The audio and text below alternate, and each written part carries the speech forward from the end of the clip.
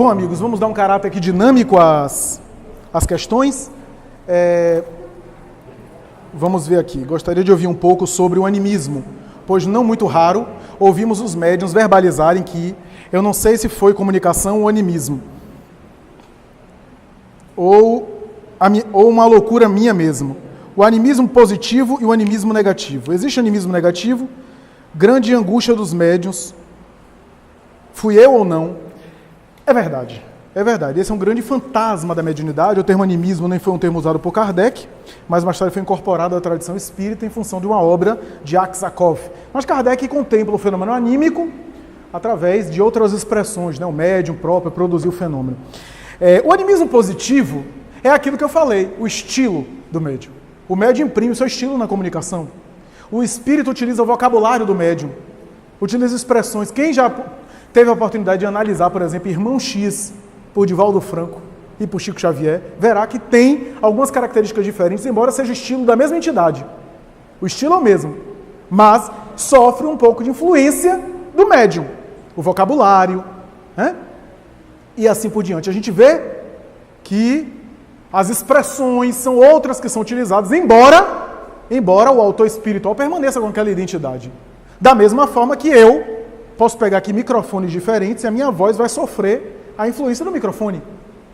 Um piano, se está bem colocado e o pianista toca, um piano de má qualidade, que a habilidade do pianista vai sofrer com aquele piano. Então, o médium como instrumento sempre influencia com seu estilo, com seu vocabulário, com seu jeito, digamos assim. O animismo negativo é quando o médium está tão cheio de conflito que ele interfere de tal forma na comunicação que ele distorce, altera, ou que ele se autossugestiona e acredita estar dando uma comunicação que, na verdade, é o seu inconsciente.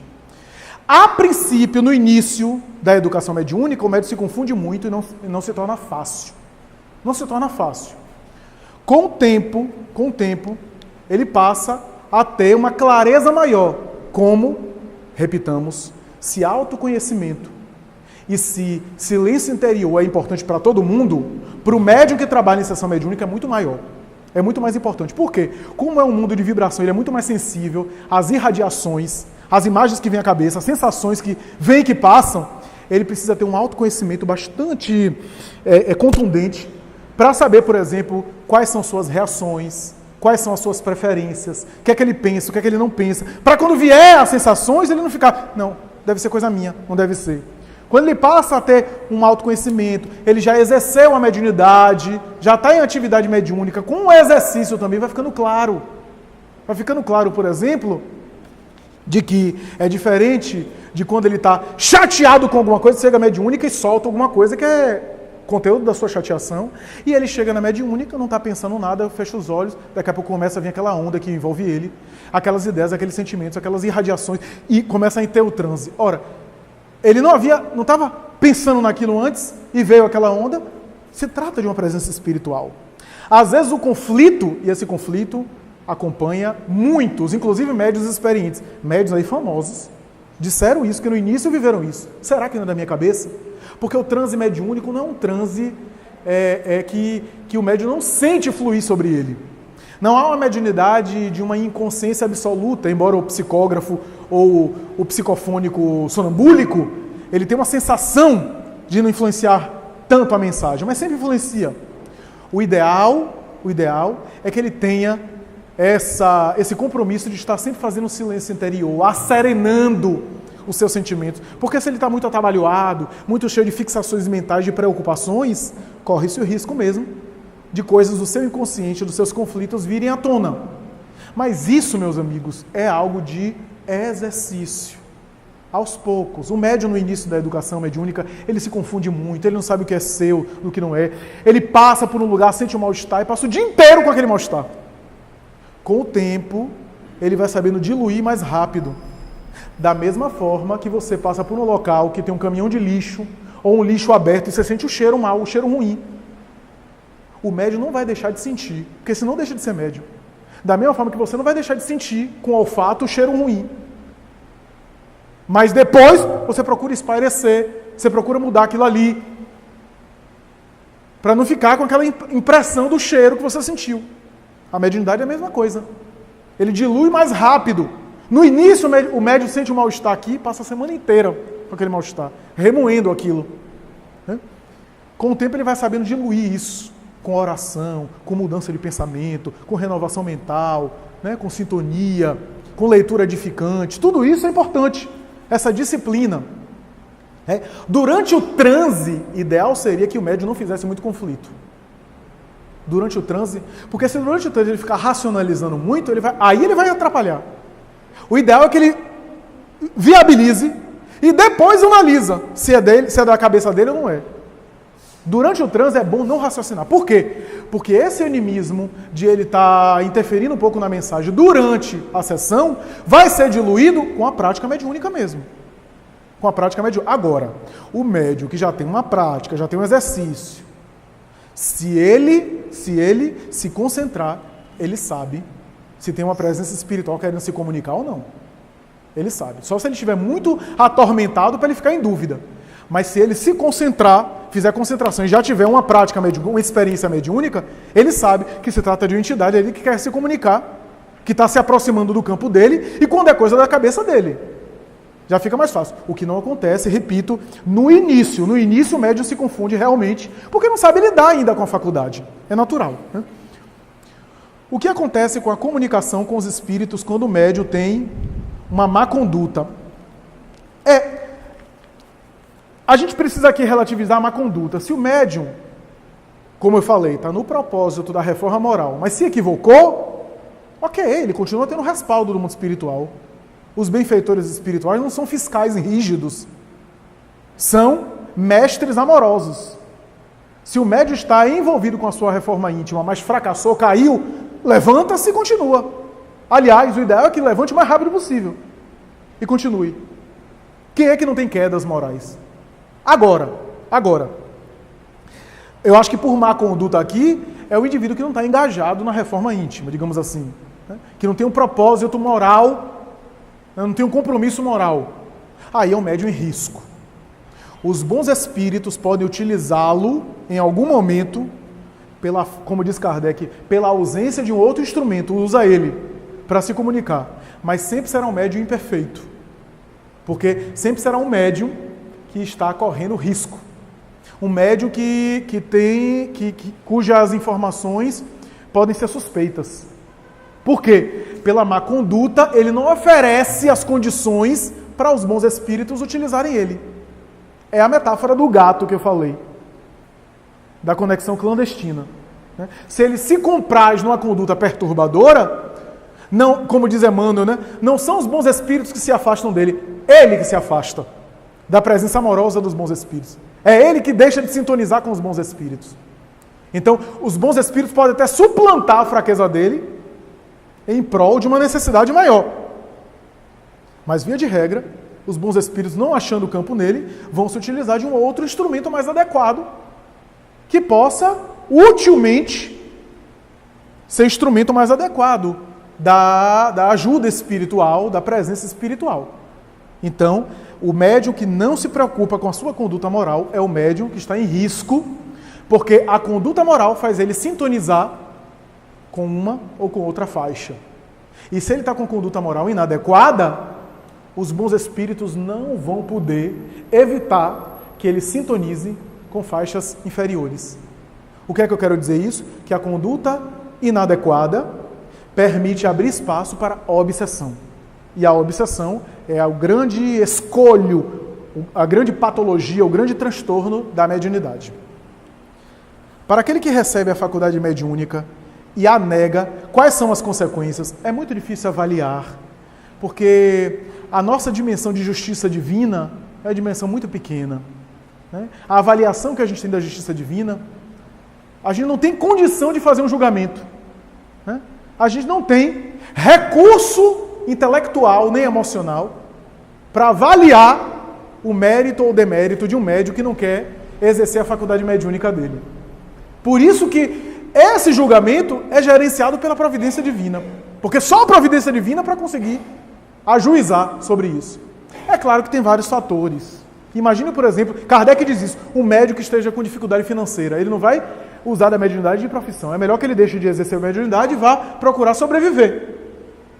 Olha só, eu estou usando só um exemplo. Né? O médico está num contexto onde ele não consegue vivenciar a mediunidade numa sessão mediúnica, sei lá, está numa área que não tem centro espírita, por exemplo. Claro que ele pode exercitar a mediunidade de uma outra forma. É muito difícil avaliar. Agora, é claro que é uma faculdade. Sendo uma faculdade ostensiva, e se eu tenho essa faculdade ostensiva, é claro que eu sou responsável por ela. Eu vou me responsabilizar por ela. E é claro que a oportunidade que eu tenho de fazer o bem com essa faculdade e eu não faço, é claro que isso deve merecer alguma análise. Com as compensações, os atenuantes. Então, é claro que tudo é válido. Mas se eu tenho a oportunidade de exercer a faculdade mediúnica, eu vou botar um terceiro olho aqui e vou ficar meditando, meditação transcendental, porque a minha mediunidade vai ser canalizada dessa forma. Não é bem assim. Uma coisa não anula a outra. Você pode fazer meditação transcendental, mas você tem uma faculdade que se manifesta de maneira ostensiva. Né? Não dá para canalizar totalmente. E é claro que dispondo dessa faculdade, eu tenho uma responsabilidade sobre ela. Principalmente tendo, por isso que é necessário que a providência divina avalie. Tendo condição de exercer, eu não exerço. Tendo condição de exercer, eu não exerço. É claro que eu tenho responsabilidade. Agora, como é que vai ser essa responsabilidade? Eu não sei. É difícil avaliar. Toda afirmativa aqui pode cair num julgamento negativo, né? Um julgamento incorreto e impreciso. Né?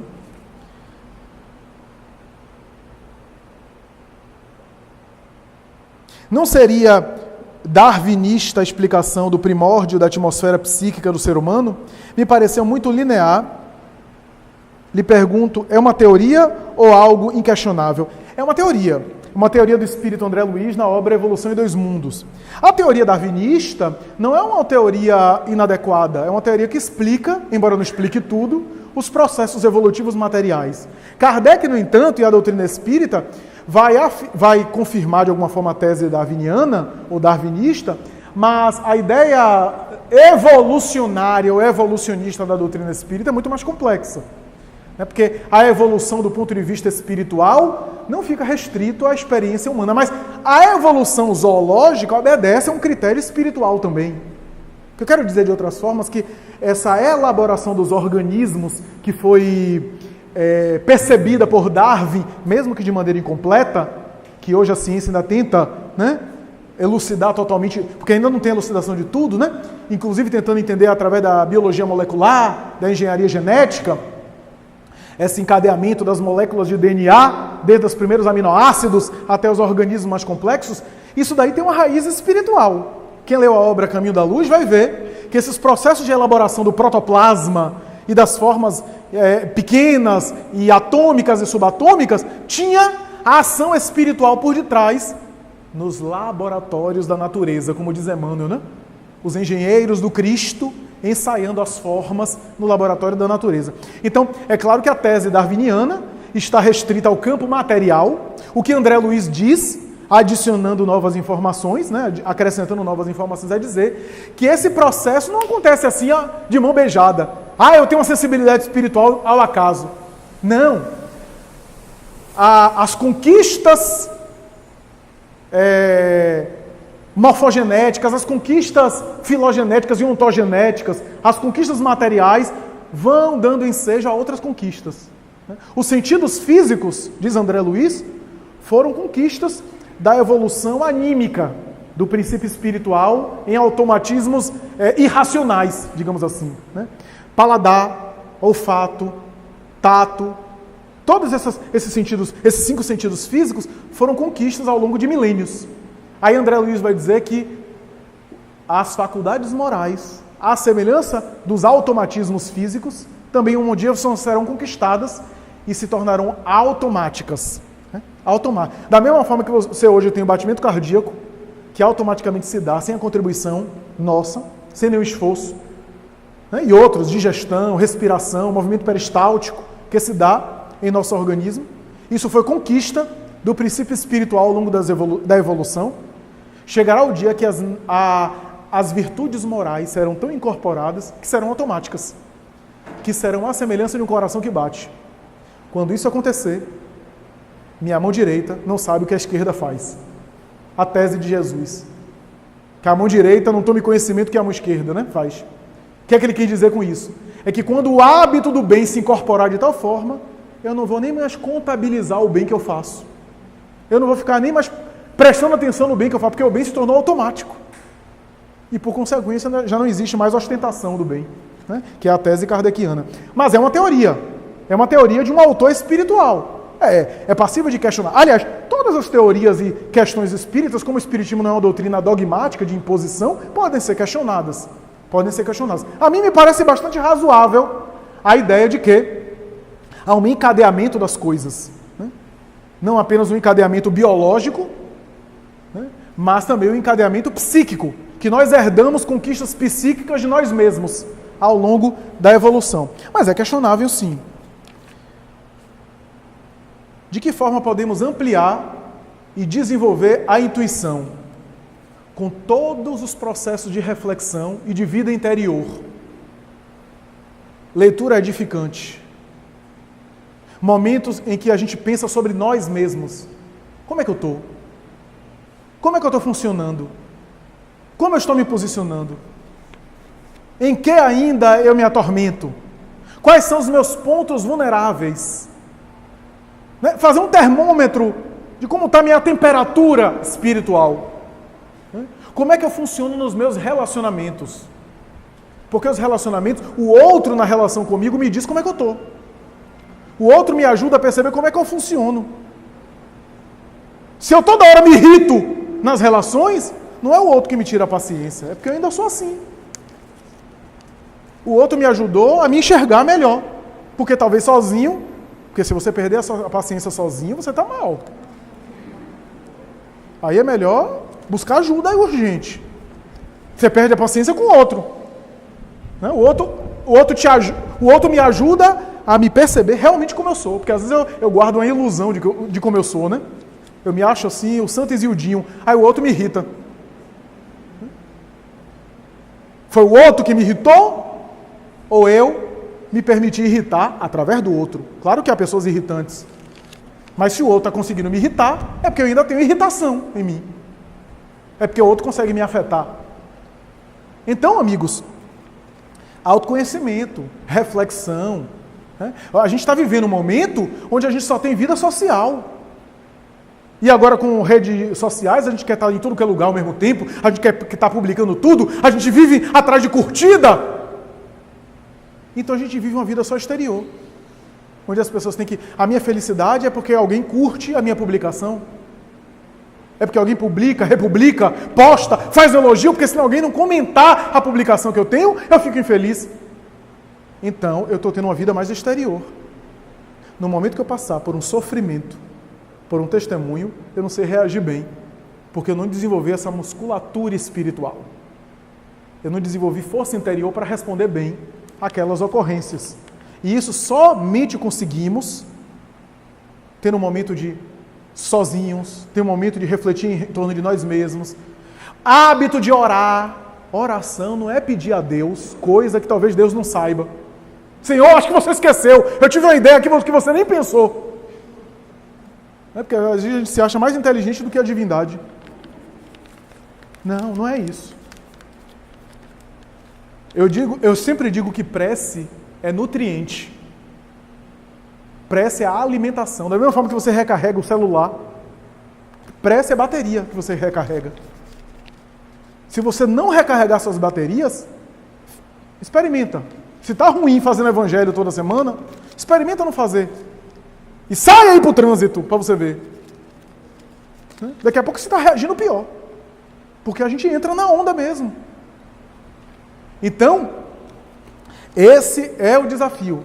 Fazer vida interior é saber conviver consigo. É saber estar em contato consigo mesmo. É desenvolver autoconsciência. E, portanto, quem desenvolve autoconsciência, desenvolve também a autoestima. Que a autoestima é reconhecer as virtudes que tem. Quem só se deprecia está tendo uma visão distorcida em torno de si mesmo. Quem só se elogia também está tendo uma visão distorcida de si mesmo. Não está tendo uma visão realista. Quem tem autoconsciência, começa a desenvolver autoconsciência, consegue se alegrar, inclusive. Não tem nada a ver com vaidade. Vaidade não é você gostar das suas virtudes. Você precisa até reconhecê-las. Porque se você não reconhecer, fica ruim, a coisa fica mal. E outra coisa, se você não reconhecer as suas virtudes, como é que você vai desenvolvê-las? Se você acha que você não tem. Né? Vaidade é outra coisa. Vaidade é quando me acho tanto que eu acho que eu não tenho que aprender mais nada. Né? Que eu não preciso evoluir porque eu já me basto. Aí sim é vaidade. Então, nós temos... Quais seriam os 3 mandamentos que um médium deve respeitar dentro e fora do centro espírita? Bom, existem 3 lições que Emmanuel deu para Chico, que é disciplina, disciplina, disciplina. E a proposta de Chico de disciplina, disciplina, disciplina, seja dentro, seja fora do centro espírita, é muito sábia. Não é apenas um bordão, não é uma disciplina das Forças Armadas, uma disciplina militar. E que pese, eu não estou criticando a disciplina das Forças Armadas. Eu acho que é próprio da determinadas instituições, porque precisa para funcionar. Determinadas instituições terem aquele tipo de disciplina. Mas a disciplina de Emmanuel não é a pessoa ser neurótica. Não é isso, não. É porque como o médium vive esse mundo de vibrações, se ele se deixar, ele fica desorganizado. Ele não aproveita bem o tempo, ele é tomado por essas sensações, ele não cumpre nem os deveres humanos. Como ele tem deveres humanos, normais como todo mundo, que ele precisa atender e precisa adestrar essa sensibilidade para saber não deixar de sentir, mas saber controlá-la, saber administrá-la e canalizá-la, ele precisa de disciplina muito mais. Né? Ele precisa de um controle muito maior. Seja dentro... Por quê? Quando Emmanuel fala de disciplina, ele está falando o seguinte, ele está falando de educação de hábitos. Porque o que é uma pessoa disciplinada? É uma pessoa que educou as suas atitudes. Toda vez que você educa atitudes, aquela atitude se condiciona e se torna um hábito. Esse hábito é uma disciplina. Então, quando Emmanuel fala de disciplina, não é só cumprir as coisas no horário, não. É ter hábitos repetidos, saudáveis, que vão aclimatar a atmosfera do médium de maneira saudável, para que ele possa ser uma mente, como diz Emmanuel, um lago tranquilo, que possa refletir de maneira fiel as imagens que vêm do mundo espiritual. Já viu um lago agitado? Né? Você não consegue ver a imagem da lua ou do céu, das estrelas refletida nele. Agora, um lago tranquilo consegue refletir com precisão. A mente do médium tem que estar tranquila para refletir as bênçãos do mundo espiritual, as benesses do mundo espiritual. Então, só para concluir, a disciplina é o compromisso com hábitos saudáveis. Porque nós, como diz Joana de Ângeles, somos escravos de hábitos. Mesmo que a gente não queira, a gente sempre está sendo influenciado pelos nossos hábitos. E aí que está. Se a gente não desenvolve bons hábitos, que hábitos teremos? Que tipo de hábitos teremos? Então, o hábito é quando eu automatismo um comportamento. E por isso é tão difícil. Por isso a disciplina é tão difícil. Porque é fácil ter uma atitude positiva uma vez na vida. Agora, durante anos, ali, né, recorrentemente. E essa disciplina, que não é uma neurose de rotina, não é isso. Não é você deixar de ser criativo, espontâneo, mas é poder dar conta, aproveitar melhor o tempo, né? Otimizar melhor as coisas que você tem à disposição. Né? Você tem um momento ali que é da sua leitura, que você precisa estudar. Tem um momento ali e que você vai ali se disponibilizar a sintonizar com as esferas elevadas. Eu não consigo conceber um palestrante, pelo menos eu digo por mim, um palestrante que não tem momentos assim. Eu não sei como é que se conecta depois para conseguir estar de acordo. Eu ia ficar todo atabalhoado. Eu ia me perder. Eu preciso, por exemplo, um dia antes de um evento como esse, eu fico ali elaborando, refletindo, as ideias vêm devagarinho, normalmente de noite que todo mundo está dormindo. e que a coisa está mais silenciosa, né? Eu começo a pensar sobre o tema, eu começo a anotar alguma coisa que vem à cabeça, normalmente na véspera, né? A mente fica assim, excitada no sentido positivo da palavra, né? Fica ativa, né? As ideias ricamente vêm à tona. Eu não sei como é que seria se eu transformasse minha vida num carnaval. Tem gente da minha família que até hoje diz, mas que vida sem graça sua, né? Esse fim de semana assim, tem que aproveitar a vida. Por que o povo acha que aproveita? Eu às vezes pergunto, o que é aproveitar a vida? É viver de beer night o dia todo? É cair na farra? Nem sempre, às vezes esse aproveitar demais de fora é antecipar a desencarnação. É cometer um suicídio indireto e morrer antes do tempo. Olha o aproveitar da vida. Nem sempre aproveitar exteriormente é necessariamente manter-se na vida física. Às vezes é acelerar a sua destruição. E às vezes a gente está mal hoje porque aproveitou demais, nesse sentido da palavra. Está com tantos desafios assim porque já aproveitou durante 300, 500 anos. Aproveitou a vida. Eu não estou dizendo você ser alegre, você se divertir, você, né, usufruir da sua convivência familiar, você ter momentos de diversão, nada disso, nada disso. Eu estou dizendo do excesso, do exagero. Os excessos sempre nos causam mal, né? Então, a disciplina é isso, a disciplina é conseguir moderação para as coisas. Moderação, no simples como no grande. Só para concluir, eu me lembro de Humberto de Campos tem uma frase no Boa Nova que ele diz assim, que Jesus, quando se reunia com os discípulos, ele fazia questão de pegar o pão e tinha a alegria de partir o pão e distribuir com os apóstolos. Eu fico pensando aqui, meu Deus, que desperdício, no meu olhar material, né? Que desperdício, o governador do planeta fica alegre porque parte pão e distribui pão na mesa. Fazia questão de servir todo mundo. O governador da terra. Né? Me chama a atenção essas sutilezas da obra mediúnica, né? Que às vezes dão assim dicas, né? Sutilmente, né? De como é Jesus e ensinamentos para nós. É por isso que Jesus é o que é e eu sou o que eu sou. Porque eu não consigo sentir alegria partindo pão e distribuindo pão. Mas ele sentia. Aí você pensa, o governador da terra, o guia espiritual do planeta, passou 30 anos dentro de casa numa marcenaria. No meu olhar materialista, não é um desperdício, não? Não podia começar a missão dele antes? Passou 30 anos anônimo e ninguém soube o que ele fez dentro de casa. Na intimidade doméstica, com a família, trabalhando na carpintaria do pai, do genitor biológico. Aí em 3 anos, já na vida adulta, 30 anos, já não podia se casar no Oriente, naquela tradição, e aí ele começa o seu messianato durante 3 anos, 2 anos e 8 meses, segundo os melhores estudiosos. Ora bem, ali é uma lição para nós.